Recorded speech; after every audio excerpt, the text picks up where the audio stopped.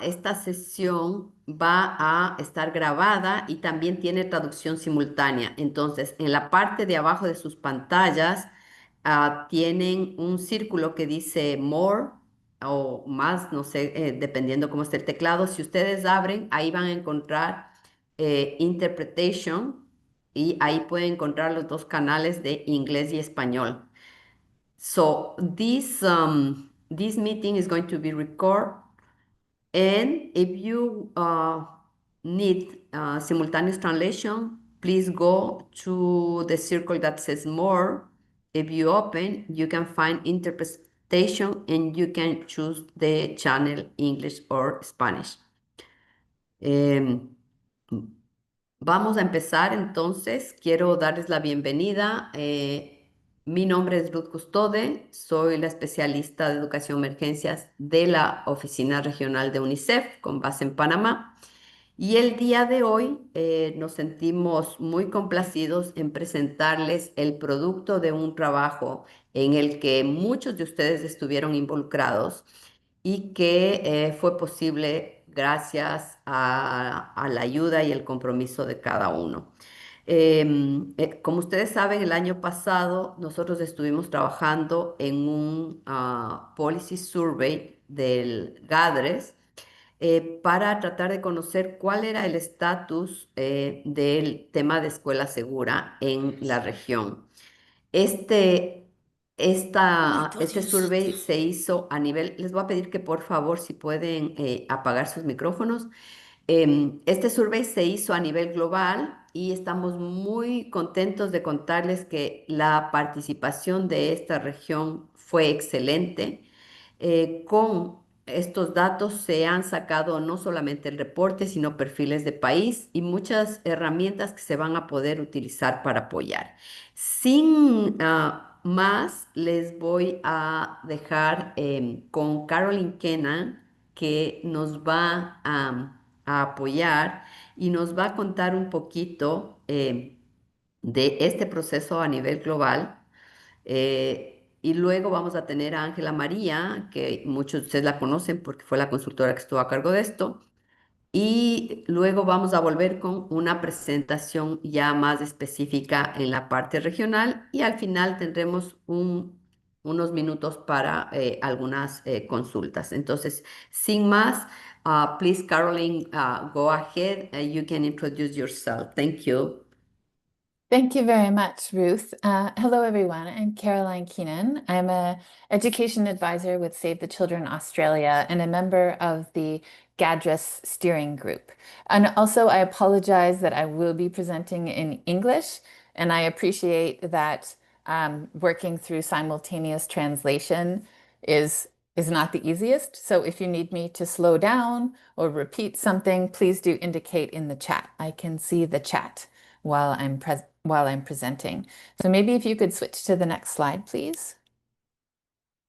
So as many of you will know, GADRRRES is the Global Alliance for Disaster Risk Reduction and Resilience in the Education Sector. And it's an alliance comprised of representatives from the national level, the regional level, and the global level from a range of sectors, which is one of the strengths of GADRRRES. And we're all working toward improving school safety across the nexus.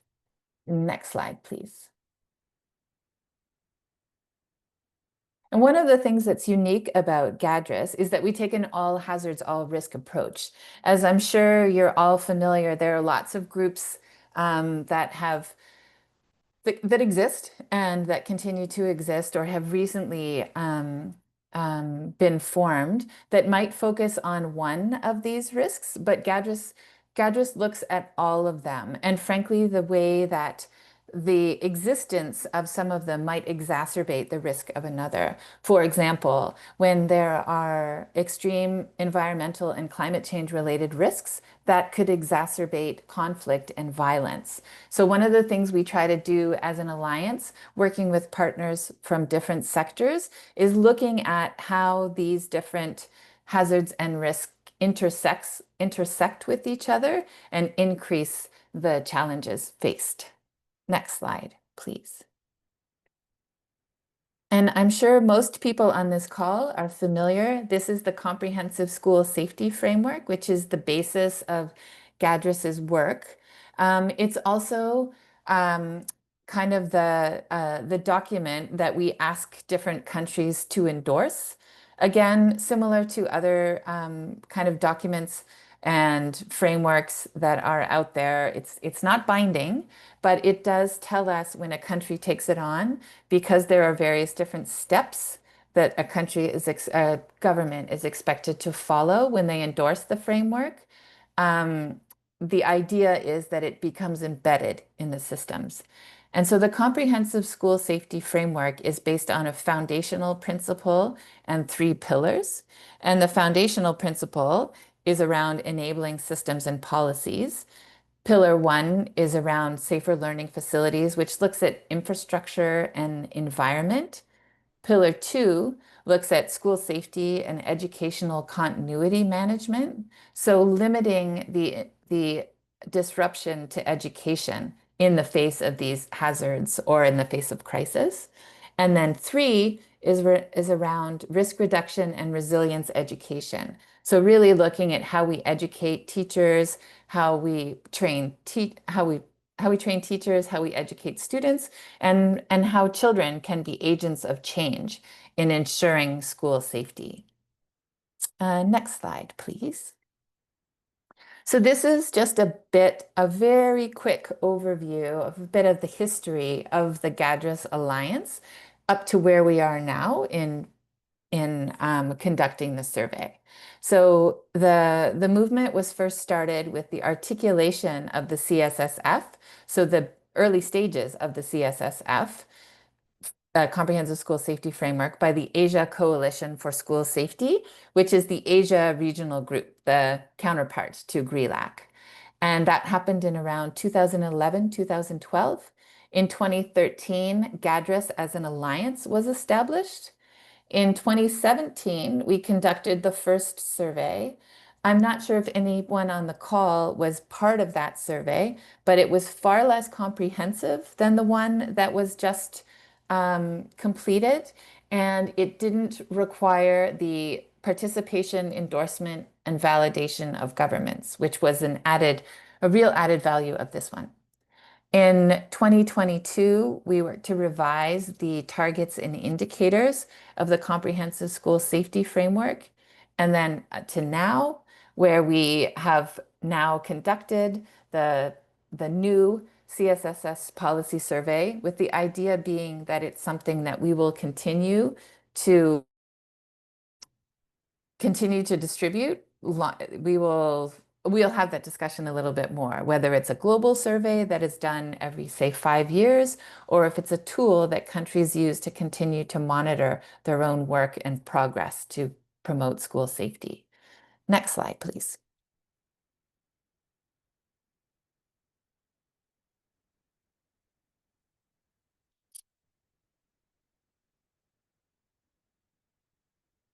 The next slide, this is an overview of the makeup of GADRRRES.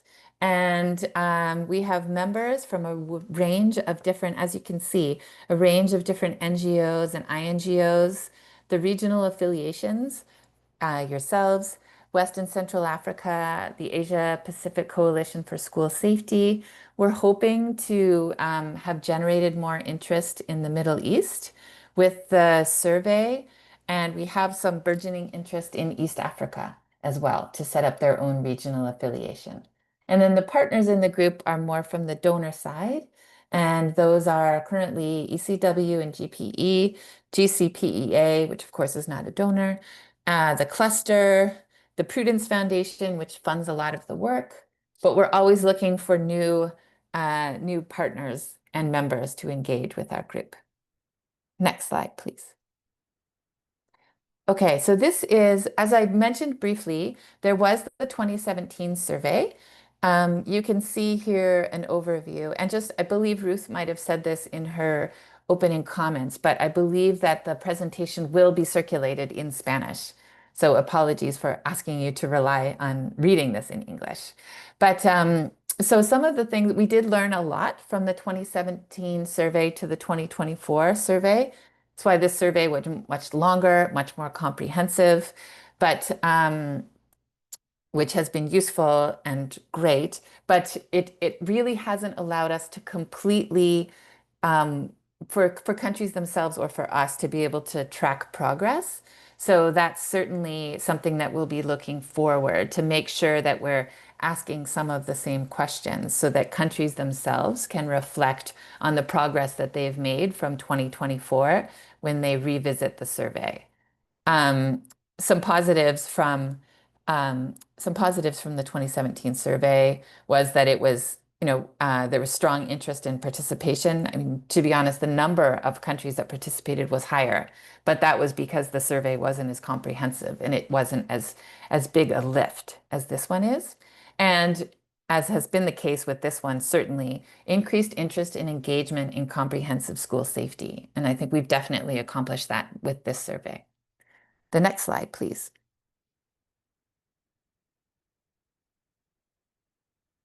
And this is just a little snapshot of how we revised and why we revised the Comprehensive School Safety Framework targets and indicators. It's because we really wanted to demonstrate a collective impact approach, and that is related to the all hazards, all risks approach. So looking at the connections between the different pillars in the framework and in the different thematic areas. And we wanted to promote measurement of impact because that's something that I think that's something that's already a push in our sector and something we really need to improve. Next slide, please.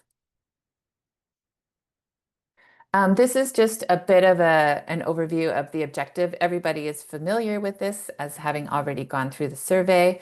So the objectives of the survey was to monitor what countries are already doing, to track progress from 2017 to currently and moving forward, to develop data and evidence globally to speak to this issue of comprehensive school safety, and to guide and support, which is what we're trying to be doing now in follow-up activities. Next slide, please. And this is just something that will have already got the automated national reports. There's something that would have been provided to you, something that can be accessed on the website as well. And if you're not familiar with the GADRRRES website, you do have access to all of this information. And it's something that we can provide in the chat as we finish. Next slide, please. And just a last slide before I hand over. How can the survey and the survey findings benefit partners? It can give us the opportunity to reflect the exposure that our sector has to specific hazards and risks.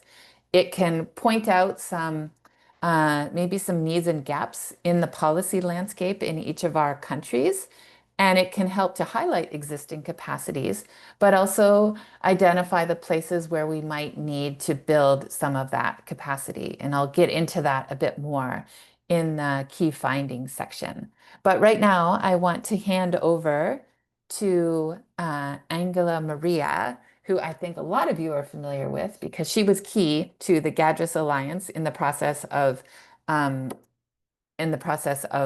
completing the survey and working directly with all of you to answer your questions and take this forward. So thank you, Ángela María.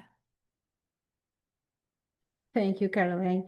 Entonces vamos a continuar en español y para quienes necesiten utilizar la traducción, recuerden activar el botoncito como nos ha venido indicando adicionalmente Majo en el chat. Como bien decían, soy Ángela María Escobar. Muchos de ustedes me conocen también por la trayectoria en diferentes escenarios. En esta oportunidad de hoy, particularmente, como lo indicaba Rita en sus inicios, tuve a cargo el proceso de survey para la región. Y justamente sobre esta experiencia en particular queremos compartirles algunos de los datos que consideramos relevantes, enfocados hacia elementos significativos como la coordinación, la participación, la articulación y algunos de los logros que identificamos. Respecto al primer elemento relacionado con el contexto y la coordinación, en esta región la aplicación fue liderada por el Grupo Regional de Educación bajo la coordinación de UNICEF, en estrecha coordinación, como lo mencionaba Caroline también, con el GADRRRES, con la SEXICA y con UNDRR, las organizaciones socias del GRE-LAC y de forma prioritaria con los puntos focales de los mecanismos de coordinación, quienes fueron actores y desarrollaron un rol clave en la vinculación con los ministerios de educación. ¿Qué hicimos? Realizamos diferentes sesiones de coordinación a nivel global y regional, principalmente para una revisión previa de las herramientas a fin de que pudiéramos garantizar la pertinencia para nuestra región en términos técnicos principalmente. También logramos bajo ese escenario definir cuál era el alcance, es decir, a cuántos países podríamos llegar en cada una de las subregiones, establecer un plan de comunicación continua para ir conociendo cada uno de los avances a lo largo del tiempo, identificando los desafíos para ir tomando las medidas correctivas e ir apoyando en la medida de las posibilidades a la solución, a la resolución de esas dificultades.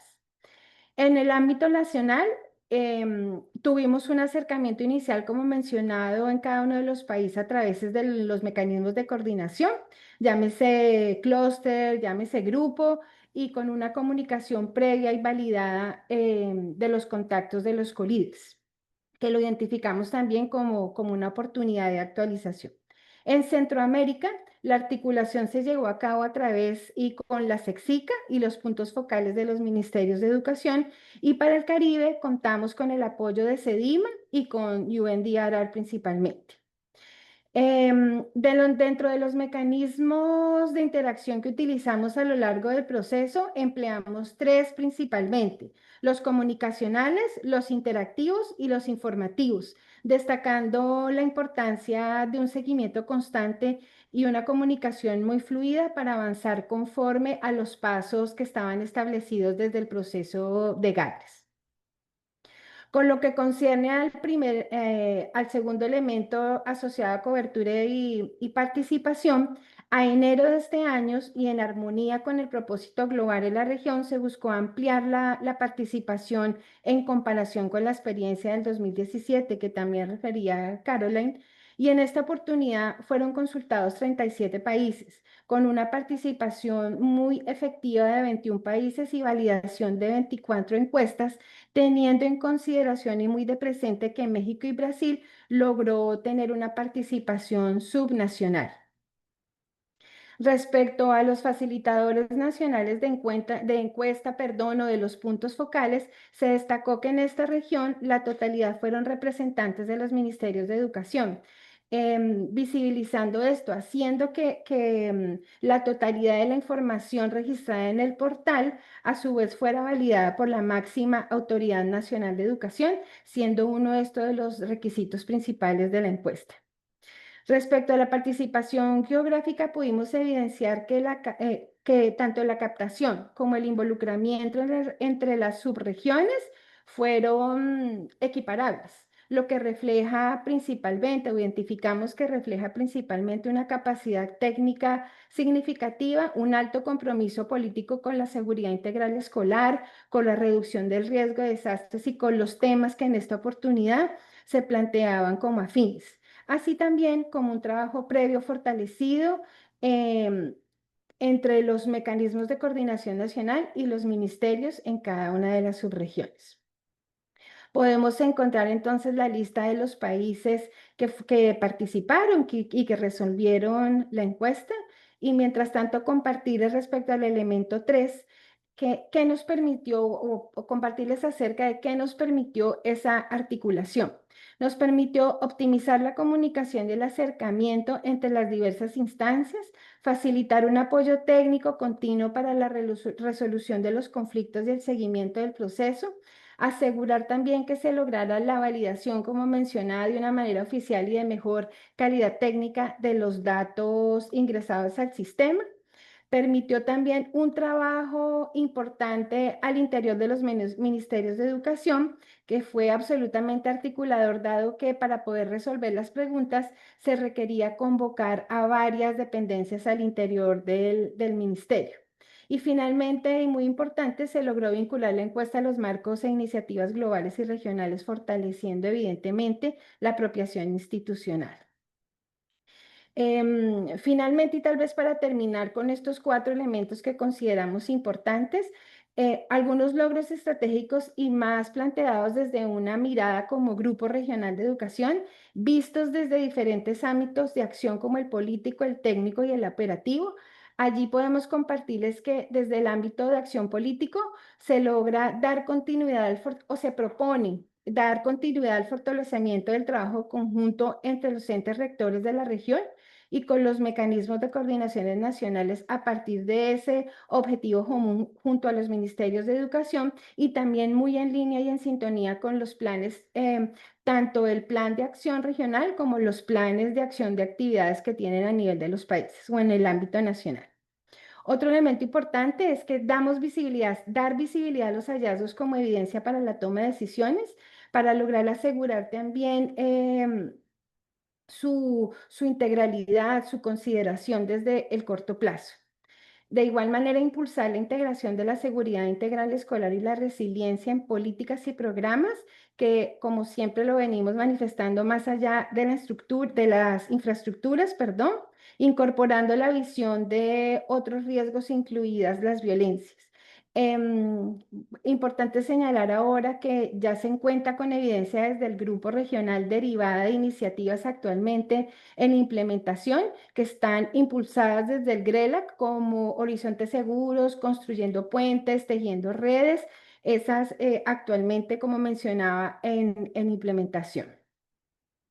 Desde un ámbito de acción técnico, encontramos que se debe avanzar en el establecimiento y la concreción de un mecanismo de seguimiento del marco integral de seguridad escolar, en utilizar los resultados de la encuesta también como una herramienta de referencia para el monitoreo y diagnóstico, tanto en el ámbito regional como nacional principalmente, en poder elaborar con cierta continuidad recomendaciones regionales basadas en los hallazgos para fortalecer las políticas, los trabajos y las intervenciones de acuerdo a momentos claves y estratégicos que se puedan identificar. Dentro del ámbito de acción operativo, identificamos que se debe continuar con el acompañamiento a los países, a los mecanismos de coordinación para mantener ese trabajo conjunto a partir de los intereses y del compromiso común existente. Informar de manera oportuna a los actores claves en momentos estratégicos para fortalecer la coordinación. Y estos pocos minutos que tenemos, queremos realmente terminarlos con lo que consideramos es lo más importante, y es agradecer. Agradecer especialmente a cada una de las personas que lograron, tanto en los ámbitos globales, regional y de país, apoyar y que hicieron parte de este proceso. Realmente contribuyeron a propiciar esos espacios o a definir esos mecanismos para lograr el objetivo que teníamos propuesto. Perseveraron. Se perseveró trabajando sobre cada iniciativa para visibilizar los esfuerzos y los desafíos para poder asegurar esos espacios de aprendizaje seguros y protectores. Y como he dicho desde el primer día, juntos podíamos y juntos lo logramos. Así que dando una mirada regional bastante rápida, consideramos que son los elementos más importantes a compartirles a ustedes, que por supuesto van a poder profundizar ahora que nos disponemos nuevamente a escuchar a Caroline para darnos y compartirnos hallazgos más específicos en la región. Muchas gracias. Caroline, por favor.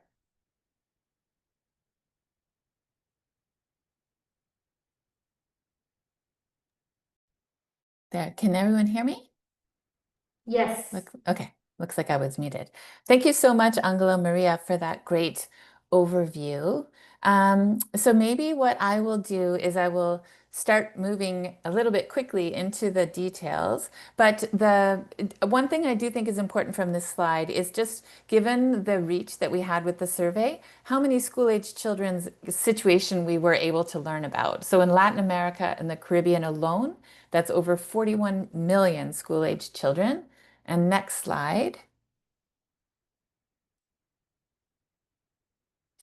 And then when we add South America, that's an additional 26.5 million school-age children. So as Ángela María highlighted, we had a really great showing from this region, and we got a great overview. I do want to apologize in advance.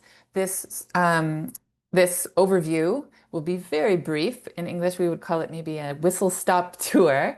And I know that everybody in the region is really invested in the findings. When Daniela and I were going over the presentation and we're like, okay, what are the highlights, the most important things people will want to find? And we had a real struggle trying to eliminate things that weren't highlights. So you will be provided with, you will be getting a copy of the regional report. But we're having a couple of delays with translation, so it's not available right now, but it will be coming to you. And also, I wanted to assert that there is a data scientist who is behind the drafting of the report, and she is not available today. So I am not the data scientist, but we can give you her contact information, and we can also channel information and questions through us to her if you have any. So what I'm going to give you is just a brief overview of some of the key findings from the report. And you can move on to the next one. Okay, these were the main key findings. These were the ones that we had a lot of trouble narrowing down. We're going to go through them one by one. This is more just an overview. So a lot of them, as you will see, are really looking at the role of national governments. The investment in infrastructure is needed to better protect children and teachers. Comprehensive school safety begins and ends with children. Because many of us work for children's rights organizations, of course, we really want to put front and center the role of children in addressing these challenges. Apologies for the dog. Next slide, please. Okay, the first key finding is around governments recognize bodies for implementation. So the will is there, but they don't have necessarily the capacity in some cases to take it forward. So if you can move to the next slide, please. So this is a little bit of an overview of the breakdown of the findings, the reported findings. So familiarity and use of the CSS framework, it's okay, 40%. Focal point in senior management, 72%. Coordinating body, 72%, which are both great numbers. And then in both of those cases, the global statistics were actually lower. So GRE-LAC scored higher, but there still are ways that we can strengthen in this area. If you can move to the next slide, please. And so why it matters, as everybody is familiar through your work, it's one thing to endorse things. It's another thing to really action the decisions that are made and to take that forward. And our hope is that by some of the attention that we've been able to draw to the survey, and by us, I mean all of you, that we'll be able to further strengthen the implementation of the CSSF. Next slide, please. So this one is around plans to keep children learning in the face of different hazards and risks. If you can switch to the next slide, please. And so it looks like there are, again, the significant number of respondents said that they do have educational continuity plans, 74%, but less when it comes to guidance for schools on how to do that. So as as many of us know that work in the sector, the plans are all good in practice. But if people, stakeholders, especially at the school level, haven't been provided with a way to implement those plans, then that may not be something that we're able to realize. So at the school level, there's lots of different plans coming your way. And if you to do the implementation, you're not going to be able to do so successfully. Next slide, please. And that's, of course, why this matters, is because one of the things that we really want to make sure that we can do in the face of crisis or the face of disruption to learning is keep children on track and learning, for their continued learning, for their continued academic development, but also to support their physical and psychological safety. And then, of course, as many of us are familiar, if schools can remain open, we can, depending on the severity of the situation, we can provide them with access to basic services. It's reassuring for parents and families. So it is important that policy is one thing, but actioning the policy is also a part of that. If you could move to the next slide, please. Okay, this next one is around investment in school infrastructure. So looking at kind of durability and the ways of building, and also looking not only at the school itself, but the enabling environment. Next slide, please. Big term, we had this discussion a lot in our group in sort of extracting information and talking about the reports, is just the use of the term climate change, and then also the use of the term hazards and risks. And we use the word climate change to get to the idea of longer term cross-sectoral challenges, and then specific hazards so that they could be sort of more readily identified by the respondents. But of course, we know that climate change exacerbates all of these different hazards. So I know a lot of people were a bit confused as to why we would say, what is the effect of climate change? And then also say, do you experience floods? Do you experience hurricanes? Do you experience extreme temperatures? When we know they're related. But we distinguish to think about the longer term, bigger picture. Next slide, please. And so here, this is where the answers came. So these are when people spoke to the amount of damage that has been sustained as a result of these various different hazards, including climate change, and the amount of times that there have been closures at schools. And you can see that they're actually quite on the same level, with the exception of maybe biological and health risks. So when the damage was experienced, it forced a closure of schools, which is why it's important to look at infrastructure. And so it matters because natural hazards, of course, can destroy and cause serious damage, even death. Climate change is certainly compounding the impact of these different hazards. And scaling up resilient infrastructure of schools, but also the journeys to and from. So that might involve collaboration with the local community, is essential to safety and to maintaining access to school. And then key finding number 4 was around climate change adaptation must be accelerated across the education sector. We really have to be looking ahead at what we're going to be facing and be ready for that. Next slide, please. And again, policies and legal frameworks for education sector climate change adaptation. I guess by again, this time it looks like policies around climate change are actually a bit lower. So we are looking at, risks and hazards because it's something that unfortunately we experience cyclically, but climate change adaptation measures are longer term. And it looks like the reports that we have had is that just over half of the reporting entities, just over half of the government stakeholders that have reported, have said that they have policies and legal frameworks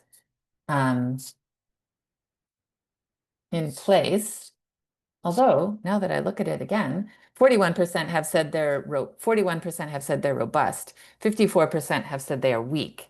So I guess you could look at that, apologies, you could look at that and say they're there, but how informative are they?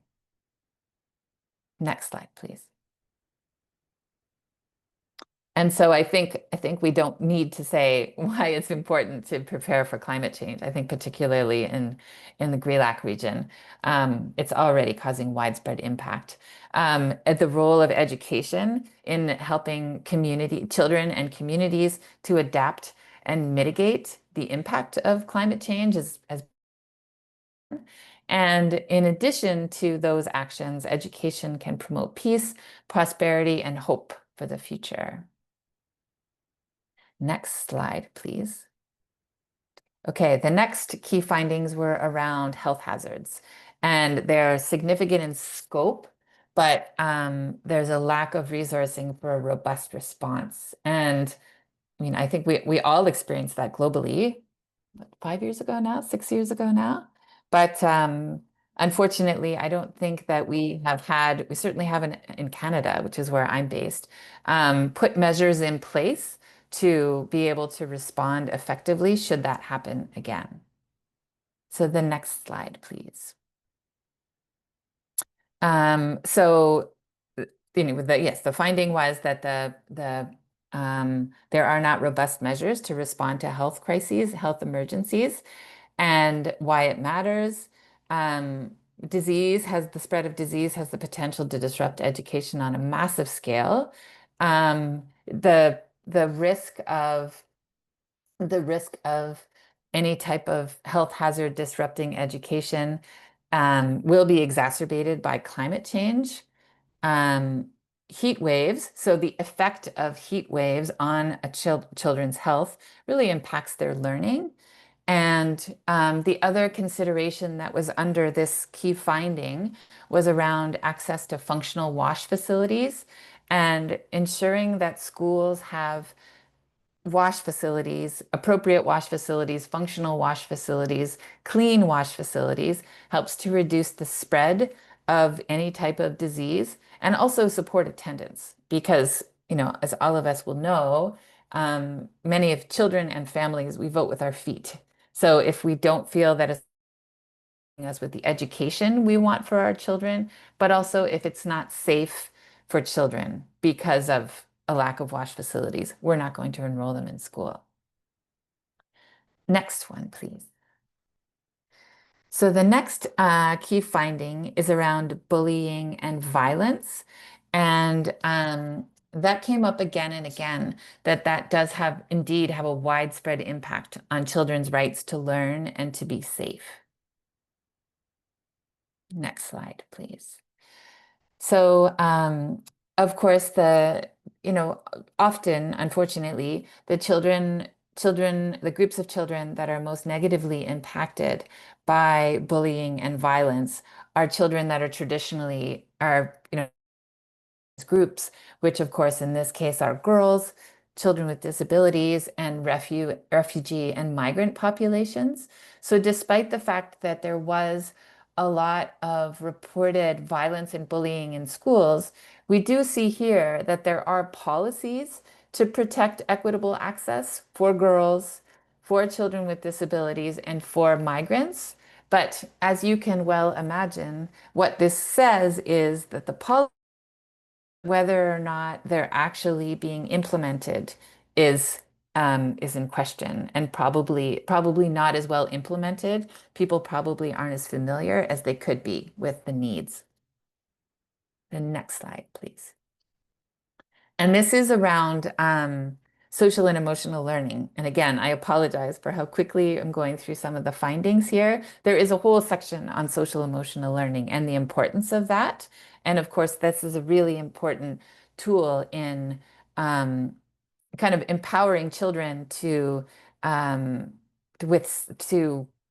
of push back in the face of bullying and to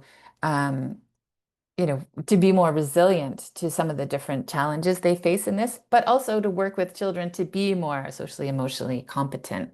And so what we see here is students are taught principles of social emotional learning. Students are assessed principles of social emotional learning, but teachers are not trained and assessed at the same rate. So what you can take from that is maybe the value of what children are learning and being assessed on is not quite as strong as it could be because the teachers aren't actually being supported to provide robust social emotional learning education in class, and also probably not supported themselves to promote their own well-being. Next slide, please. And of course, why it matters. This is something that I've touched on already. Violence disproportionately impacts disadvantaged learners, which are more and more the children in the class. They're the most at risk of dropping out of school. So if they're not comfortable, if they're not learning, then it seems they face so many challenges to being in the classroom in the first place that they are more likely to leave school. Next slide, please.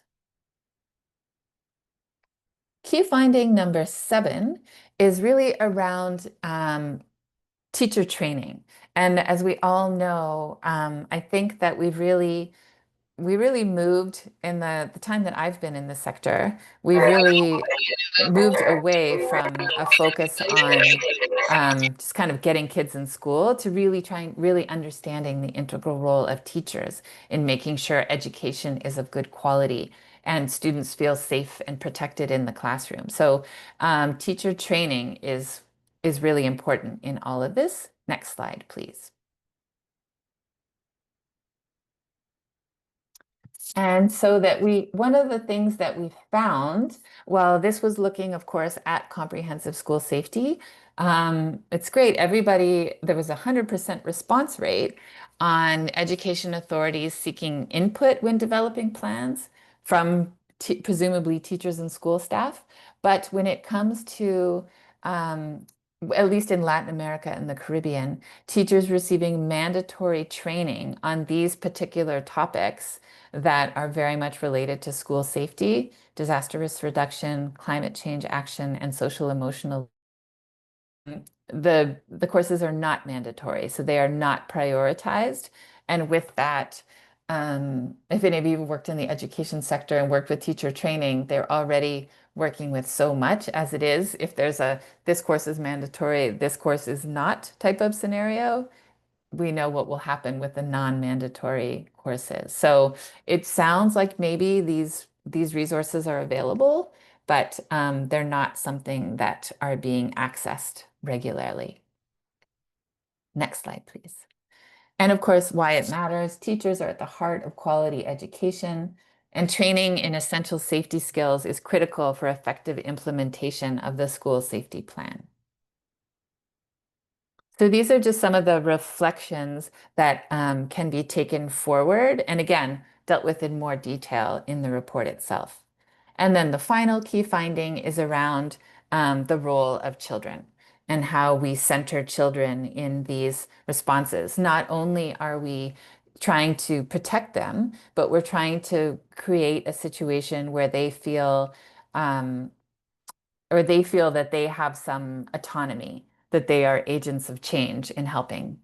So participation in school hazard drills, children of all ages and abilities are able to participate or encouraged to participate, supported to participate in 88% of the cases.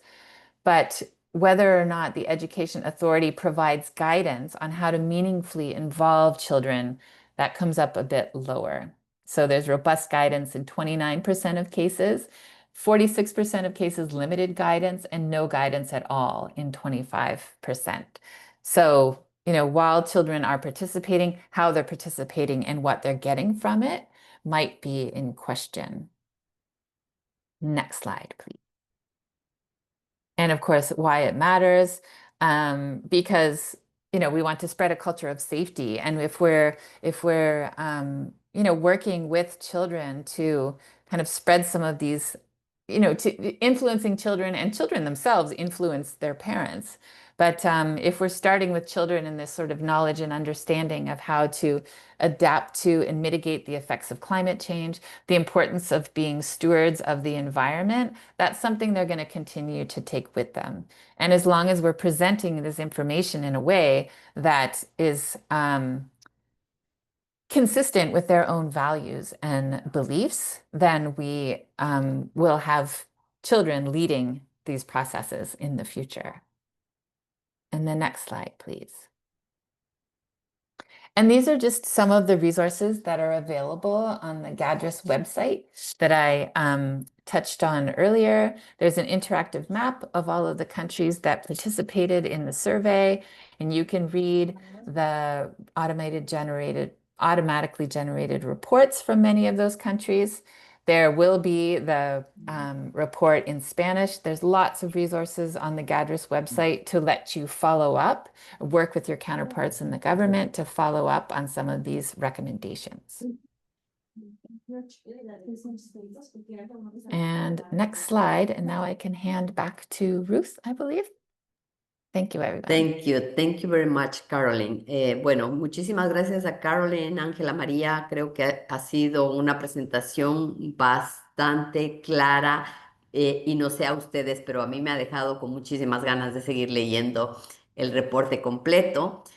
Como les dijo Caroline, estamos justamente trabajando en la traducción y edición para sacar los dos reportes en inglés y en español.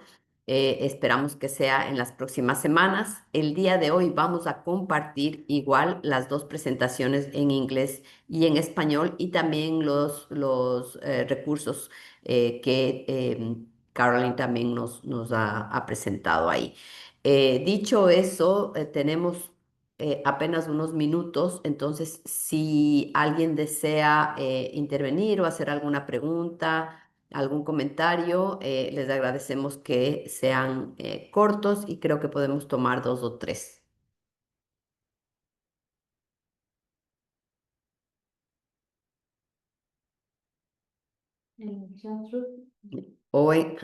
También si desean pueden escribir en el chat.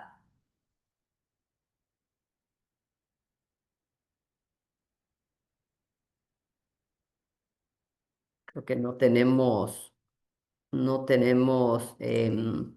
preguntas, pero contarles que, bueno, este es solamente una más de las acciones que se están haciendo dentro de este proceso de fortalecimiento de escuela segura, pero obviamente en base a estas recomendaciones lo que se espera es que los ministerios de educación continúen trabajando para fortalecer las áreas en las que se requiere, pero también desde el grupo regional y desde la parte global se va a continuar apoyando estas iniciativas de manera que ustedes puedan seguir participando y, y mirando los, los resultados del reporte, pero también cómo ir avanzando. Dicho esto, y antes de irnos, les voy a pedir dos cosas. Bueno, la una, voy a aprovechar este espacio para despedirme. Estoy saliendo de UNICEF, de la oficina regional, después de 17 años de trabajo en emergencias, en educación, bueno, de todo un poco. Pero agradecerles muchísimo porque todos estos esfuerzos son esfuerzos colectivos. Soy fiel creyente de que uno solo podría avanzar, pero muy despacio, que la única forma de avanzar y de lograr impacto es hacerlo juntos. Y creo que eso es lo que hemos promovido todo este tiempo. Ya se enterarán de cuáles son las personas con las que pueden seguir contando y escribiendo. Y yo les mandaré también mis datos personales ya en una despedida más formal más adelante. Pero sí decirles que, bueno, aquí está como parte del equipo Daniela, que ejerce la Secretaría del Grupo Regional, que va a continuar también trabajando y promoviendo que estos hallazgos del survey sigan y toda todo el apoyo que hemos tenido desde hace muchos años del GADRRRES, de Save the Children. Creo que esta mancuerna entre Save the Children y UNICEF se ha visto a nivel global, a nivel regional, a nivel nacional y ha sido además complementada por la cantidad de organizaciones en cada uno de los países. Entonces creo que el granito de arena y el mensaje de que las escuelas tienen que ser espacios seguros donde los niños puedan desarrollarse en su máximo potencial, creo que cada vez es un mensaje compartido por más personas y lo vamos a seguir haciendo y aunque el tiempo de UNICEF se termine, el creer que la educación es importante, que la educación es un derecho, no un privilegio, y tiene que garantizarse en todo momento, bueno, pues va a seguir siendo el norte. Por último, les quiero pedir que abran sus cámaras, vamos a tomar unas fotos y no se preocupen que hoy, a más tardar en la tarde, les haremos llegar pues las presentaciones y, y pronto el reporte. Por favor, compártanlo, disemínenlo, lo vamos a integrar también en los boletines. Y participen, les vamos a poner, por favor, no sé, María José, si me ayudas también poniendo los links tanto del GADRRRES como del grupo regional, por favor, métanse en esos websites, busquen todos los recursos que hay. Hay muchas cosas ya hechas en esta región, hechas en otras regiones, que nos pueden servir para avanzar y avanzar más rápido y avanzar juntos. Así es que dicho eso, le dejo a María José para que nos dé las instrucciones de la foto. Gracias, Ruth. Si me dan 5 segundos, por favor, todos sonríen. Y 3, 2, 1. Listo, gracias. Voy a seguir a la siguiente pantalla que veo que también hay gente con las cámaras encendidas. Entonces, una sonrisa. 3, 2, 1. Listo, muchas gracias. Muchísimas gracias a todos y todas por asistir. Muchísimas gracias, colegas, que tengan un excelente día y un buen fin de semana. Gracias. Gracias. Gracias, feliz Gracias, día, chao, colegas, a chao. todos. Gracias. Chao, chao. Gracias, Alejo.